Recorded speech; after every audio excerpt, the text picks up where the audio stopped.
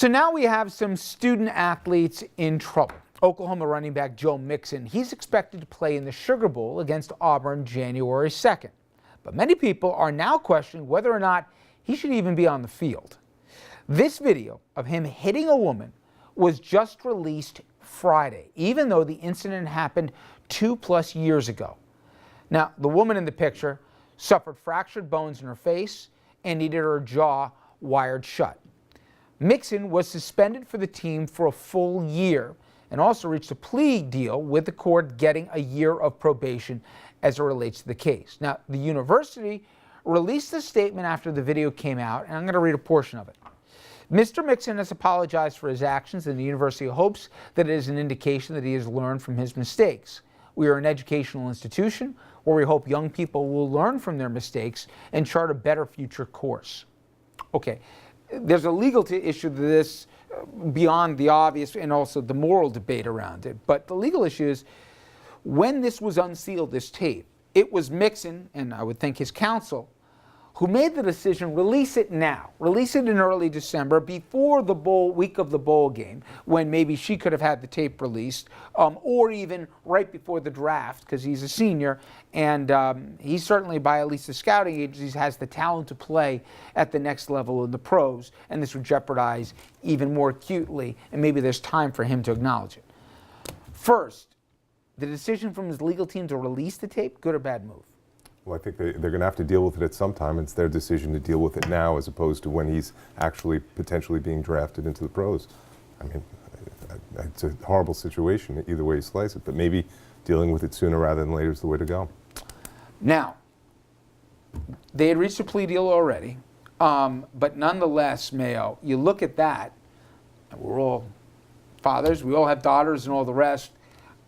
I would wonder if this guy was some walk-on the badminton team, if he wouldn't have been shown the door at the college once this had happened, let alone remaining on scholarship. And secondly, I wonder if he would be suiting up again for that team if he didn't have elite-level talent. This is the type of an injury that could lead you to get jail time. I mean, it's much more. Your bigger concern wouldn't be whether you're still at college and playing football. That being said, you know, there was a resolution of this case 3 years ago, and once it's resolved, one thing that we have to do better is allow people an opportunity to re-enter society. Because if you continue to go back and never allow that person to overcome the stigma of a horrible decision and I'm with that you, was except made, my question is, and I'm conflicted about this, okay? My question is, nobody says that he couldn't do something else, but let's make ourselves the president of Oklahoma University. Should this person be on campus and be a part of the student body? And the girl ended up having to transfer, by the way. Does he still belong at your campus after he makes a mistake at age 18? He paid a football price, one would argue, but nonetheless, do you want him still part of your student body? Do you look at him as an 18-year-old that needs to be able to get a second chance in life? Or did he go well past that, given what he did? There are a number of different dynamics depending on who you're looking at. So for instance, when the schools themselves are engaged in scandals like Louisville getting prostitutes for the kids, that's always forgiven, and the coaches remain on and they continue to win however many games they win based on the kids who came there because of what they're getting.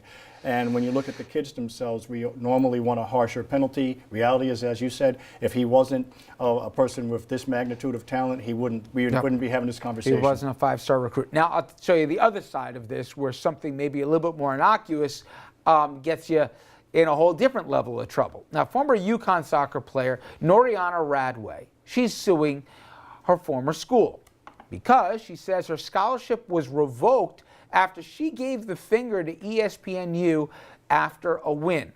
The suit claims the punishment is excessive and more severe than what male athletes have been given, even though they've done much worse.